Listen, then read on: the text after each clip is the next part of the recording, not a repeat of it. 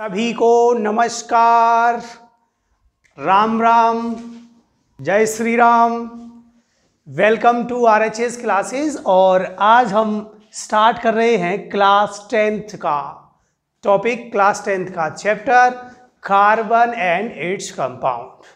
तो सबसे पहले अगर मैं बात करूं कार्बन के बारे में, क्योंकि हम चैप्टर ही ऐसा बात कर रहे हैं जो हमें कार्बन के बारे में बताता है। तो बच्चों, क्या मैं आपसे पूछ सकता हूं कि कार्बन आपने देखा है क्या? No sir. तो आपने कार्बन नहीं देखा है, मतलब कार्बन देखा ही नहीं है कभी? अरे कभी तो देख लिया होगा। No sir. ओके, क्या आपने कार्बन की कुछ फॉर्म्स देखी हैं? Yes sir. जैसे कार्बन की कुछ फॉर्म्स देखी हैं? देखी होंगी। हाँ, तो देखी होंगी। जैसे डायमंड देखा होगा आपने, और पेंसिल देखी, पेंसिल चलाते हैं इससे, पेंसिल से चलाते हैं। पेंसिल से चलाते हैं कि लिखते हैं? लिखते हैं उससे। अच्छा, मैं कह रहा ड्राइविंग भी करते हैं। हाँ, ड्राइविंग वगैरह नहीं करते हैं। तो कार्बन क्या चीज़ है? आपने अपनी डेली लाइफ में कार्बन का बहुत यूज़ किया है। जैसे बचपन में जब छोटे थे, छोटे मतलब 2-3 साल के, 4 साल के, कोयला बहुत खाते थे, तो कार्बन था, है कि नहीं है? तो वहाँ भी कार्बन था। जिन्होंने कोयला खाया होगा उसको पता होगा कि कार्बन होता है वो।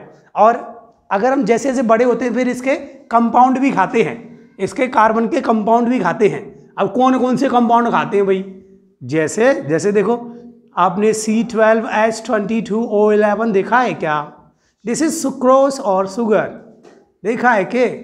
अरे चीनी वगैरह डालते हैं ना, तो वही तो है ये, है कि नहीं है? Yes sir. हाँ, तो भाई हमारे पास यू है शुगर, चीनी भी खाई है, और क्या खाई है आपने? और रोटी भी तो रोज खाते हैं, रोटी तो अब भी खाते हैं कि नहीं? तो काय की रोटी खाते हैं? बाजरे की और गेहूं की, राइट? हाँ, और मक्का भी खाते होंगे। तो अगर मैं मेनली गेहूं की ज़्यादा खाते हैं, वो तो बाजरे की, तो ये तो सीमेंट की रोटी है ना? गांव में बोलते हैं ये तो सीमेंट की रोटी है, लेकिन शहर में उसको अच्छा बताते हैं, हम तो सीमेंट की रोटी बताते हैं, सीमेंट की रोटी है। तो बाजरे की रोटी तो कम ही खाते होंगे, लेकिन गेहूं की ज़्यादा खाते होंगे। तो गेहूं की रोटी को हम क्या बोलते हैं? मतलब इसके अंदर क्या होता है? स्टार्च रहता है, कार्बन रहता है। किसकी फॉर्म में? स्टार्च की फॉर्म में। फॉर्मूला क्या होता है इसका? C6H10O5 का whole N। This is what? This is the starch, this is the starch. तो यहाँ पे कितना है? कार्बन 6 के होल N, मतलब nth कार्बन है वहाँ पे। यहाँ पे कितने कार्बन है? 12 कार्बन है भाई। तो हम अपनी डेली लाइफ में कार्बन का बहुत सारा यूज़ करते हैं भाई, लिखने से लेकर के खाने तक। मतलब कोयला भी नहीं छोड़ा होगा बचपन में। तो ये सारी चीज़ों का हम लोग यूज़ कर रहे हैं, है कि नहीं? तो क्यों ना हम कार्बन के बारे में पढ़ें कि ये चीज़ क्या है, ये आखिर चीज़ क्या है। तो चीज़ बड़ी है, मस्त मस्त। तो कार्बन के बारे में पढ़ते हैं। तो कार्बन बोले तो कार्बन को C से डिनोट करते हैं। और कार्बन क्या है? एक एलिमेंट है, प्यारा सा, बढ़िया सा, है ना? एलिमेंट है, और इसका एटॉमिक नंबर होता है 6। तो आपने इलेक्ट्रॉन कॉन्फ़िगरेशन सीखे होंगे, तो कि क्या है? 2 और 4। अब मैं आपसे कहूं बच्चों कि मुझे बताओ ये स्टेबल है? अगर मैं आप इस फॉर्म में बात करूं कि बेटा कार्बन स्टेबल है, देखो सारी चीज़ें कहानी है, इस जो नेचर है ना हमारा, इस नेचर के अंदर स्टेबिलिटी का बहुत बड़ा फैक्टर है। तो स्टेबिलिटी का फैक्टर है, तो मतलब ये मैं आपसे पूछूं कि कार्बन स्टेबल है? बोलेंगे नहीं बाबा नहीं। क्या तुम स्टेबल हो? नहीं बाबा नहीं। जब तक जॉब नहीं लगेगी जब तक स्टेबल नहीं, जब तक शादी नहीं होगी जब तक स्टेबल नहीं, तब खूंटे से नहीं बांधेंगे ना, तब तक स्टेबल नहीं है। सही है कि नहीं? तो वैसे ही इसको भी खूंटे से बांधना पड़ेगा, मतलब इसकी भी बॉन्डिंग करवानी पड़ेगी भाई, है कि नहीं? तो मतलब कार्बन स्टेबल नहीं है, क्योंकि it is not a stable, it is not stable, it is not stable. क्यों स्टेबल नहीं है? क्यों स्टेबल नहीं है? स्टेबल इसलिए नहीं है बिकॉज इसकी ऑक्टेट पूरा नहीं है, इसका ऑक्टेट पूरा नहीं है। ऑक्टेट कैसा नहीं है? कंप्लीट नहीं है, ऑक्टेट कंप्लीट नहीं है। इसका मतलब ऑक्टेट क्या होता है? वैलेंस शेल में 8 इलेक्ट्रॉन पूरे करना, समझ गए? वैलेंस शेल में 8 इलेक्ट्रॉन पूरे करना होता है ऑक्टेट, ठीक है? इतनी बात आपको समझ में आई होगी। मतलब बच्चों इसको कितने चाहिए, इस कार्बन को कितने इलेक्ट्रॉन चाहिए कि इसकी वैलेंस सेल में भी कितना हो जाए, 8 इलेक्ट्रॉन हो जाए। तो बोले तो इसको 4 इलेक्ट्रॉन अगर कहीं से मिल जाए तो खुश हो जाएगा बंदा, तो मजे आ गए।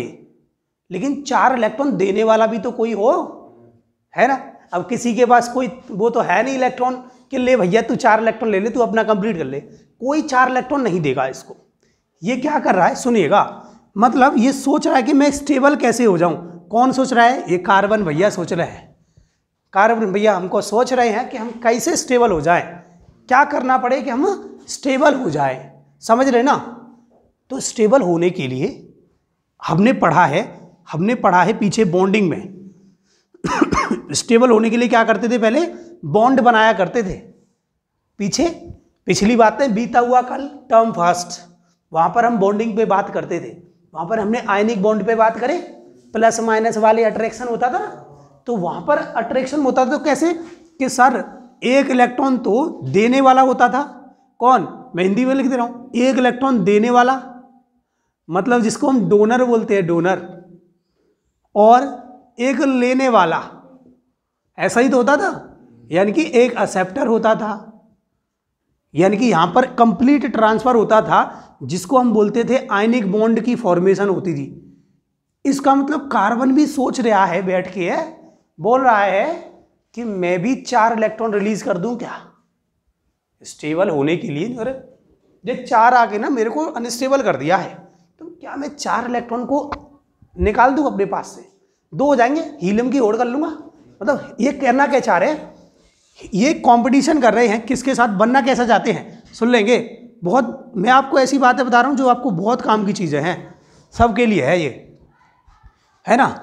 Helium, neon, argon, krypton, xenon, radon, मतलब सारी कहानी इन पर ही है। जे भाई साहब की होड़ गरबा चाहे, सब क्या चाह रहे हैं, ये बनना चाह रहे हैं इनके जैसा। तो कार्बन भैया भी सोचने लगे कि ना तो बचूं मैं हीलियम ही बन जाऊं, सही है ना। अब हीलियम के वैलेंस सेल में तो 2 इलेक्ट्रॉन रहे में, सही है कि ना है। तो यानी कि ये अपने वैलेंस सेल में 2 इलेक्ट्रॉन करना चाहता है। तो ये क्या, चलो एक काम करते हैं, इन 4 इलेक्ट्रॉन को रिलीज करके देख लेते हैं। कार्बन भैया जाते हैं, इन्होंने कहा भैया मैं तो C4+ में आना चाहता हूं। इलेक्ट्रॉन रिलीज करेंगे तो चार्ज प्लस में आएगा, इलेक्ट्रॉन जाएंगे तो चार्ज प्लस में आएगा कि नहीं आएगा। मतलब ये भाई साहब कह रहे हैं अगर मैं C4+ बना लूं तो क्या मैं स्टेबल हो जाऊंगा। सोच के देख रहे हैं, दिमाग लगा रहे हैं। अब क्या होता है, कहानी में एक ट्विस्ट आता है। मान लेते वो सोच के देख रहा है, सपना देख रहा है कि अगर मैं 4 इलेक्ट्रॉन रिलीज कर दूंगा तो कितना स्टेबल हो जाऊंगा। तो देखो भाई सब बैठ के देखते हैं। तो सपोज इसके वैलेंस सेल में 4 थे और उससे पहले कितने थे, 2 थे, ये 4 निकल गए। इसका मतलब किसी भी एटम के बारे में, इधर दिख रहा है ना, किसी एटम के बारे में इधर जितने प्रोटॉन होते हैं उतने ही इलेक्ट्रॉन होते हैं। ये हमने पढ़ा है कि नहीं, ये 9th क्लास में पढ़े थे। हाँ कोई नहीं, मैं नहीं आ रहा, कोई दिक्कत नहीं है, ये आना चाहिए। चलो मैं भी आ गया। तो मैंने कहा प्रोटॉन जितने होते थे उतने ही इलेक्ट्रॉन होते थे किसी एटम के अंदर, परमाणु के अंदर। ये 55 तो हिंदी में बोल दिया, परमाणु नहीं एटम, एटम नहीं परमाणु नहीं एटम, ठीक है। एटम के अंदर प्रोटॉन जितने होते थे उतने ही इलेक्ट्रॉन हुआ करते थे। और आज भी वही चीज है कि जितने प्रोटॉन उतने इलेक्ट्रॉन, ठीक। मतलब कार्बन के अंदर 6 ही प्रोटॉन होंगे, बोलो बच्चों, और 6 ही इलेक्ट्रॉन होंगे। 6 प्रोटॉन होंगे, 6 इलेक्ट्रॉन होंगे। नींद आ रही है का, हम भी सो जाएंगे, क्या दिक्कत है। देखो तो क्या हुआ, 6 प्रोटॉन होंगे, 6 इलेक्ट्रॉन होंगे, सही है कि नहीं।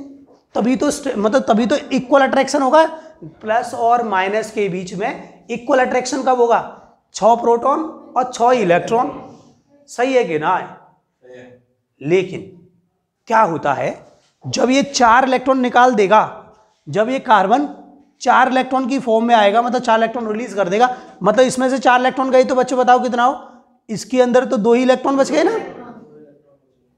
पहले अट्रैक्शन जो था वो इक्वल था, लेकिन जब इलेक्ट्रॉन निकल गए तो अट्रैक्शन, जो प्रोटॉन जो इलेक्ट्रॉन को खींच रहा था, अब वो क्या करेगा, ताकत से खींचेगा, नहीं छोड़ूंगा। तो जो इलेक्ट्रॉन 2 पर फोर्स लगेगा 6 प्रोटॉन का, तो भैया प्रोटॉन तो उसमें ही गिर सकती है। भाई साहब एकदम नींद से उठते हो, ये क्या हो जाए, नहीं ऐसा सोचो, दिमाग लगाओ, ऐसा दिमाग लगाओ। मेरे पास प्रोटॉन थे उतने, इलेक्ट्रॉन जितने थे, उसके बीच में इक्वल फोर्स ऑफ अट्रैक्शन था, और न्यूक्लियस के चारों तरफ इलेक्ट्रॉन क्या कर रहे थे, घूम रहे थे। लेकिन उसने सोचा कि अगर मैं 4 इलेक्ट्रॉन को रिलीज कर दूं वैलेंस शेल से, भगा दिए, तो अट्रैक्शन जो था वो प्रोटॉन का 2 इलेक्ट्रॉन पर ज्यादा हो जाएगा, तो ज्यादा इलेक्ट्रॉन को क्या कर लेंगे, वो खींच लेंगे। तो क्या हुआ, वो इलेक्ट्रॉन उसके अंदर आ गए, तो स्टेबिलिटी और ज्यादा गायब हो गई वहां से। एकदम कार्बन भैया उठ के आते, अरे ये क्या हो गया भाई, मैंने तो गलत कर दिया, मतलब C4, अरे भैया C4+ तो बन ही नहीं सकता, मैं C4 तो प्लस बना ही नहीं सकता। ये भाई साहब सोचने लगे मैं C4+ तो बना ही नहीं सकता, अब क्या होगा, है ना। फिर क्या करते, चलो कोई बात नहीं, मैं एक काम तो कर सकता हूं, C4- आयन बना दूं तो सही है कि नहीं। मैं क्या कर लूं, C4- आयन बना लूं तो मैं C4- आयन बना लूं तो बताओ, C4- आयन बनाएंगे तो क्या होगा। ये कौन फिर से सपना देखने लग गए कार्बन भैया कि प्लस नहीं बनाना, तो चलो माइनस बना के देख लेता हूं, शायद स्टेबल हो जाऊं, कोई मुझे इलेक्ट्रॉन दे दे। तो भाई साहब क्या करते हैं, देखना, मैं इसको मिटा दे रहा हूं, ठीक है, इधर का मिटा दे रहा हूं, ये वाला रोटी वाला सिस्टम मिटा दे रहा हूं। देखना मजा आने वाला है, आपको चीजें समझ में आएंगी एकदम। सब्सक्राइब तो छोड़ के मत जाइएगा, समझ में आएगा तो जरूर सब्सक्राइब करके आइएगा, ठीक है। और देखें, तो मैं क्या बोल रहा था, C4- आयन की अगर मैं बात करूं बच्चों, तो ये बंदा सोच रहा है बैठ के, दिमाग लगा रहा है कि 4 इलेक्ट्रॉन मुझे किसी ने दे दिए, आहा अब तो मेरे बैलेंस सेल में 8 इलेक्ट्रॉन हो गए, समझना। तो मैंने अभी आपसे क्या था, कंसेप्ट क्या यूज करना है, प्रोटॉन और इलेक्ट्रॉन दोनों बराबर थे एटम के अंदर। तो वही ये न्यूक्लियस था जिसमें 6 प्रोटॉन बैठे हुए हैं, और इसके पहली सेल और दूसरी सेल, 2 सेल है ना, इसके अंदर 2 सेल है ना, पहली सेल में 2 इलेक्ट्रॉन थे, दूसरी में 4 इलेक्ट्रॉन है। लेकिन जब इसको कोई 4 इलेक्ट्रॉन दे देगा, तो 4 इलेक्ट्रॉन देने के बाद इसके पास चार्ज कैसा हो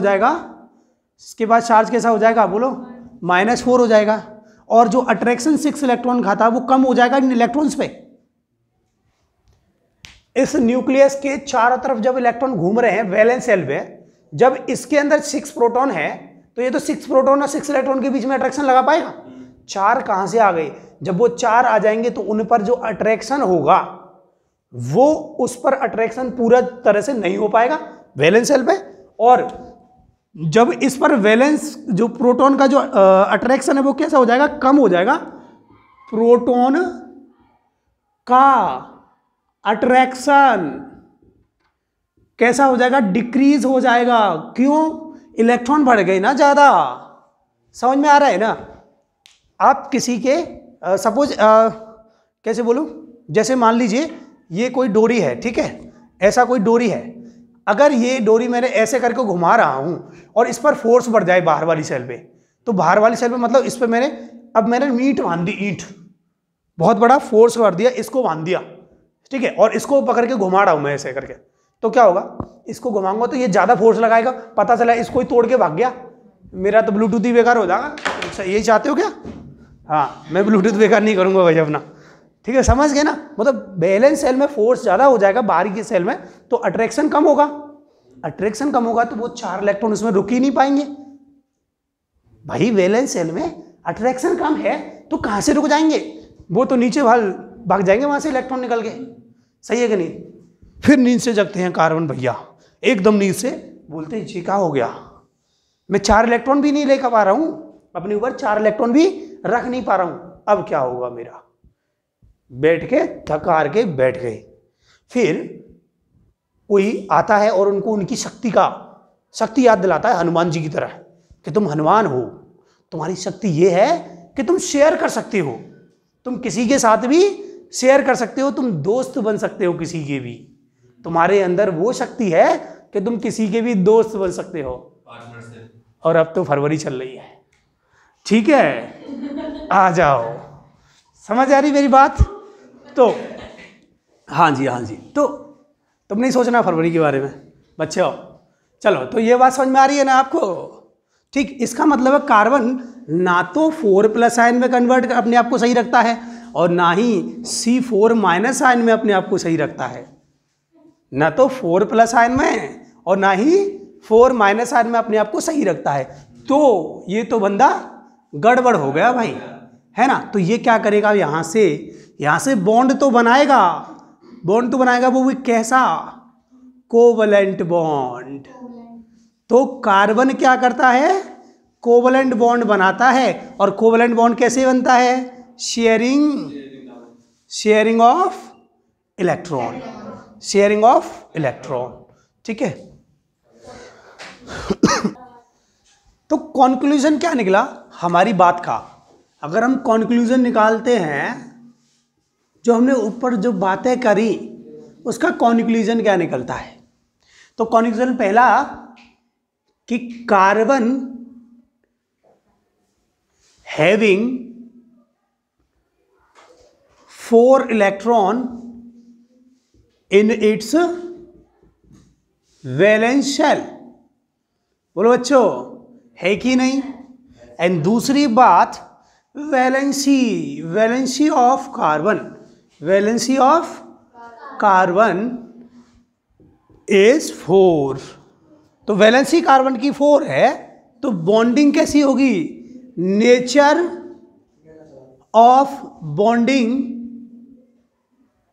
ऑफ कार्बन वो भी कैसी है बताओ? कोवलेंट। कैसी है? कोवलेंट बॉन्ड है। कोवलेंट बॉन्ड है, सही बात है कि नहीं? ठीक है। तो ये हमारे पास कॉन्क्लूजन निकल के आ चुका है। अच्छा, और क्या एक और कॉन्क्लूजन निकला था? 4th, carbon does not form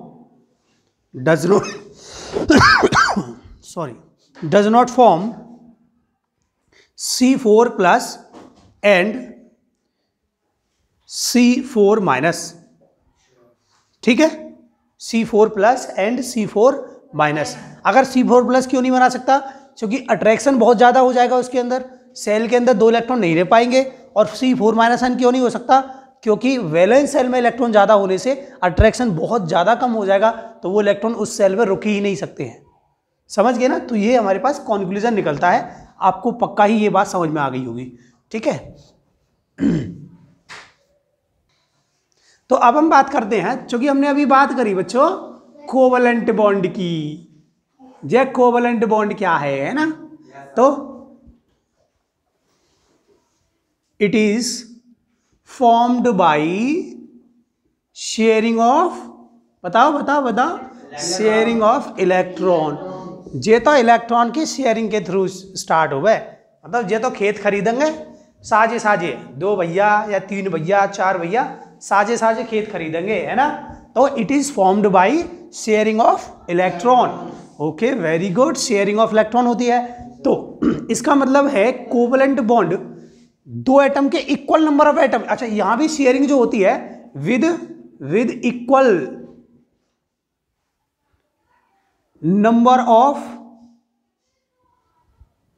electron between each other. मतलब मैं क्या कह रहा हूं, इलेक्ट्रॉन की शेयरिंग तो होती है, लेकिन किसके साथ होती है? Equal number of electron each other, एक दूसरे के साथ इक्वल नंबर ऑफ इलेक्ट्रॉन की शेयरिंग करते हैं। वो भी एक करेगा तो वो भी एक करेगा, ऐसा ना है दूसरा भैया कह रहा है कि तू 1000 दे दे, मैं 2000 दे दूंगा, ऐसा कोई ना देगा। इक्वल नंबर ऑफ इलेक्ट्रॉन की शेयरिंग हो जाएगी तब वहां पर। तो अब शेयरिंग के थ्रू कैसे मैसेज, जैसे मैंने कहा ए भैया ने अपना इलेक्ट्रॉन रखा और एक बी भैया है दूसरे ने अपना इलेक्ट्रॉन रखा और दोनों ने क्या कर ली है? शेयरिंग कर ली है। ठीक है, शेयरिंग करने के बाद क्या बना दिया? ऐसा बॉन्ड बन जाता है। तो मतलब किसी बॉन्ड, कोई भी बॉन्ड जब फॉर्म होता है वो 2 इलेक्ट्रॉन के थ्रू होता है। ध्यान में डाल लो, दिमाग में डाल लो, ठीक है। तो इसका मतलब है जो कोवलेंट बॉन्ड होता है ना बच्चों, कोवलेंट बॉन्ड जो होता है वो कितने प्रकार का होता है, हम यहाँ 3 प्रकार से देखेंगे। कौन कौन से? सिंगल बॉन्ड, एक होगा हमारे पास सिंगल बॉन्ड, और बच्चों एक होगा डबल बॉन्ड, और एक होगा हमारे पास ट्रिपल बॉन्ड। ठीक है, ठीक है।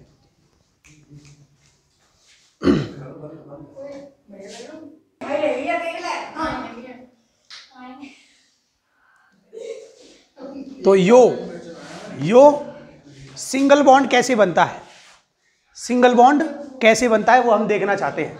सिंगल बॉन्ड कैसे फॉर्म होता है? तो सिंगल बॉन्ड फॉर्म होने के लिए आपको 1 इलेक्ट्रॉन की शेयरिंग करनी पड़ती है। यहाँ पर 1 इलेक्ट्रॉन शेयर होते हैं, एटम्स के बीच में 1 इलेक्ट्रॉन शेयर होते हैं। आसानी से सिंगल बॉन्ड को हम ऐसे दिखा सकते हैं, मतलब इस कॉर्नर पर 1 इलेक्ट्रॉन, इस कॉर्नर पर 1 इलेक्ट्रॉन, जैसे ए और बी के बीच में बॉन्ड बनता है। एग्जाम्पल कैसे होंगे? एग्जाम्पल्स अगर मैं बात करूं तो बच्चों देखो, फॉर्मेशन ऑफ, पहला एग्जाम्पल हो गया फॉर्मेशन ऑफ H2 मॉलिक्यूल। क्या कहा मैंने? फॉर्मेशन ऑफ H2 मॉलिक्यूल कैसे बनता है? फॉर्मेशन ऑफ H2 मॉलिक्यूल बनता कैसे है? तो पहले क्या करेंगे, H जो होता है उसमें 1 इलेक्ट्रॉन होता है, ऐसे ही दूसरा भी H है, 1 इलेक्ट्रॉन होता है। अले अले, ये तो बच्चा परेशान है, इनको 2 इलेक्ट्रॉन करना है। कितना? 2 इलेक्ट्रॉन करना है।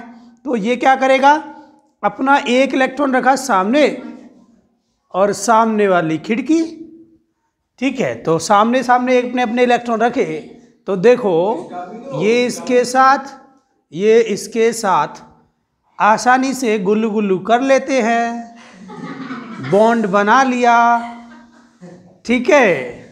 तो बॉन्ड बनेगा, मतलब क्या बनेगा? This will become H2 molecule.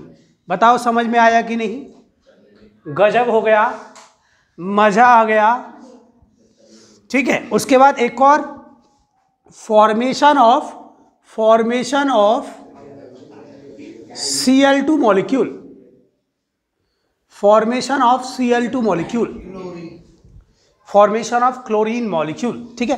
तो फॉर्मेशन ऑफ क्लोरीन मॉलिक्यूल कैसे करते हैं?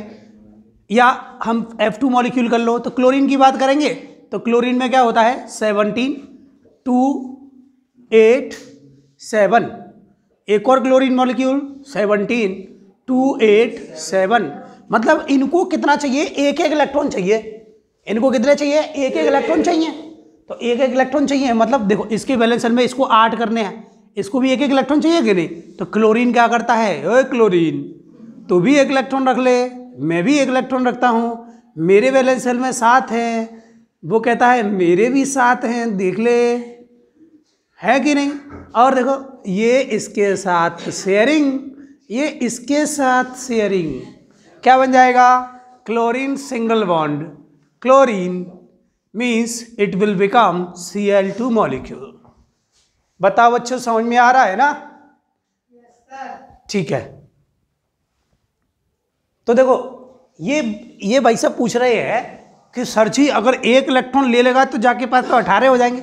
अरे भाई इसके वैलेंस शेल में होना चाहिए, चाहे 50 क्यों ना हो जाए उसके पास, उसके वैलेंस शेल में 8 करने हैं।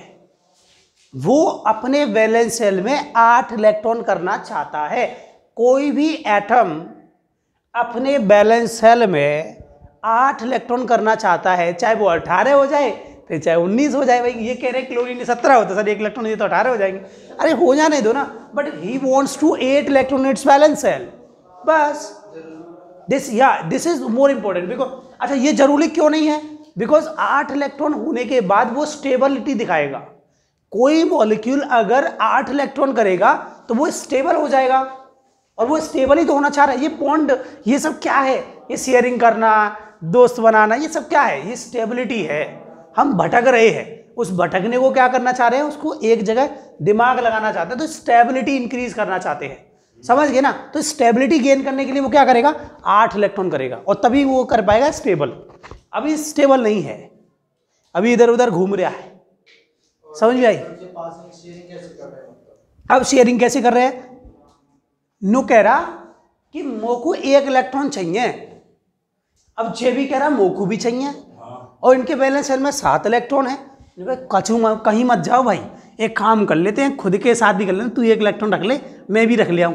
देखो इसका भी तखलिया हो गया, देखो ये रहा तखलिया, और इसका भी तखलिया हो गया, यानी कि 1 2 3 4 5 6 7 8 कंप्लीट। ऐसे ही इसके 8 हो गए, 1 2 3 4 5 6 7 8 हो गए कि नहीं। इसीलिए ये इन दोनों इलेक्ट्रॉन के through this bond become and it is a single bond. समझ में आई कि नहीं। अब घर से बनाने हैं, क्या बनाना है आपको, फॉर्मेशन ऑफ F2 करना है घर से। ओए बच्चों, फॉर्मेशन ऑफ F2 करना है घर से। This is your homework. आइए नेक्स्ट करते हैं डबल बॉन्ड की बारी। अब है डबल बॉन्ड की बारी।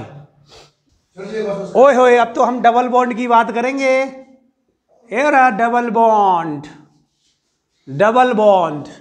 अब डबल बॉन्ड की फॉर्मेशन कौन करता होगा, तो इसका देखो, इसमें क्या कहते हैं, द्वि इलेक्ट्रॉन, 2 इलेक्ट्रॉन शेयर करते हैं। 2 इलेक्ट्रॉन की शेयरिंग होती है भैया 2 एटम्स के बीच में। मतलब हे राम, ए और बी दोनों मिलकर के बॉन्ड बनाते हैं डबल बॉन्ड। समझ गए ना। ऐसे ही मतलब अब मैं बात कर रहा हूं इसके बारे में, तो एग्जाम्पल्स की बात कर लें। एग्जाम्पल्स की बात कर लें तो एग्जाम्पल, पहला एग्जाम्पल क्या है, formation of O2। You don't go to, वीडियो को छोड़ के ना जाए, ठीक है। फॉर्मेशन ऑफ O2 कैसे होता है, फॉर्मेशन ऑफ O2 की फॉर्मेशन देखो, ऑक्सीजन मेरे पास 8 इलेक्ट्रॉन है, और जैसे 2 6 एक और ऑक्सीजन है 2 6, ये वाला ऑक्सीजन क्या कर रहा है, अपने 2 इलेक्ट्रॉन रख रहा है, क्योंकि 8 करने हैं ना, 8 कितने करने हैं, 8। जे भी कह रहा है मेरे को 8 करने हैं, तो 2 इलेक्ट्रॉन की क्या हो जाएगी, यहाँ पर हो जाएगी शेयरिंग। 2 इलेक्ट्रॉन की क्या हो जाएगी, यहाँ शेयरिंग हो जाएगी। अब शेयरिंग हो जाएगी तो बाकी इलेक्ट्रॉन कैसे पड़े हुए हैं, ऐसे, बाकी इसके इलेक्ट्रॉन कैसे पड़े हुए हैं, ऐसे, ये वाला, तो O double bond O, it will become O2, you don't go to, ठीक है। ऐसे ही हम ट्रिपल बॉन्ड पे बात कर लेंगे। ट्रिपल बॉन्ड, तो ओए ट्रिपल बॉन्ड की बात करते हैं तो N2 कैसे बनेगा। N2 में देखें, नाइट्रोजन 7 होता है, 2 5, तो नाइट्रोजन के बारे में बात करें तो ये हो गया, एक और 2 5, इसको 2 5 देना पड़ेगा, तो इसको 3 इलेक्ट्रॉन चाहिए। तो नाइट्रोजन क्या करेगा, अपने 3 इलेक्ट्रॉन शेयर करेंगे एक दूसरे के साथ, तो 8 इसके 8 इसके। बोलो, इतनी सी बात समझ में आई। तो ये हो गया नाइट्रोजन का N2 molecule, it will become N2 molecule. सही है कि नहीं। होमवर्क HW क्या है, आपको घर जा करके एक तो CO2 मॉलिक्यूल का स्ट्रक्चर बनाना है, नहीं तो हम बनवाएंगे कल। दूसरा CH4 का स्ट्रक्चर बनाना है। तीसरा वो तो हमने F2 दिया ही है पीछे, और 5वां S4 तो S8 ये बनाना है, ठीक है। तो आज के लिए इतना ही करेंगे। वीडियो को शेयर करेंगे, ज़्यादा से ज़्यादा शेयर करेंगे, एकदम मज़ा आना चाहिए, तहलका मच जाना चाहिए। फिर एक और नई कल वीडियो आएगी आपके लिए मज़ेदार सी। शेयर करके जाए, लाइक करके जाए, छोड़ेंगे नहीं हम तुमको, नहीं तो ठीक है, कर दो।